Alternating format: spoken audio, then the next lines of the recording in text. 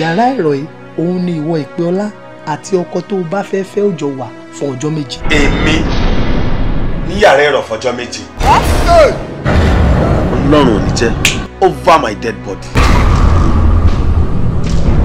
Àlàáfíà fún gbogbo agbègbè yìí. Olúwa mi máa wí mo ṣẹ̀rẹ̀ ń gbọ́. Ẹ̀yin méjèèjì ẹ̀ lè fẹ́ra yín. Ó ní ewu.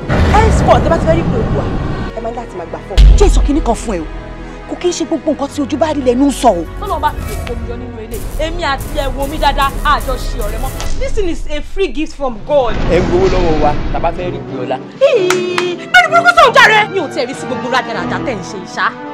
Ẹ wá sọ kílẹ̀ porúkọ ẹ̀ náà. Ẹ wá fẹ́ sọ di Ọlọ́run yín. Ó ti pọ̀ jù. Irú àbùkù bàtàbàtà wo ló fi kàn ọ́ yìí? Ègbé ni fún ẹni tí àkòrán tó ń jẹ. Fọláṣadé Akínbọ̀. Ọmọ Àyìnkẹ́. Ègbé ni fún ẹ Fọláṣadé. Amen. Allahu Akbar. Kódà ìrìbùyà. Mo máa date for over 1 year now. Àsomọ́ra wa rí wọn wà máa ní no. What is going on? Èmi ni ìran. Èmi ni ẹni àkọ́kọ́. Èmi ni ìṣẹ̀dálẹ̀ yín.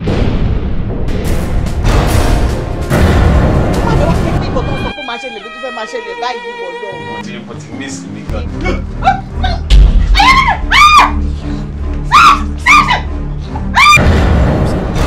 Gbogbo òṣòro ilé ayé èyí ló dojú kọ. Padà àìwí bẹ́ẹ̀. Ìgbà wo ni mo wà nínú káàbù sọ́nà?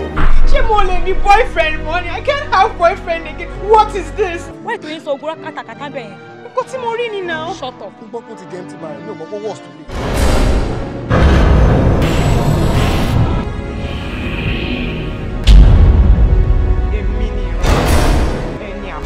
Èmi ni ìṣẹ̀dálẹ̀ yín kí ló ti ẹ̀ gbàgbé ètò.